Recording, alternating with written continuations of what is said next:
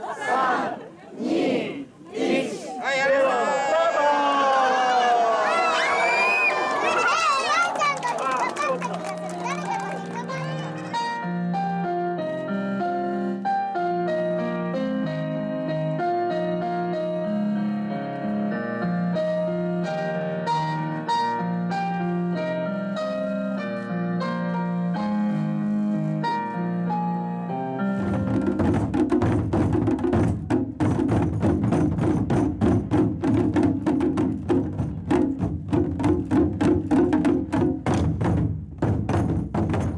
過ぎてみれば短いと思いましたけど、毎日片付けがとっても大変でした。う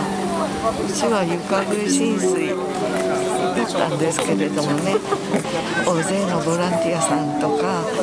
助けていただいてやってきましたけどね、やっと今元の生活に戻れたかなっていうところです。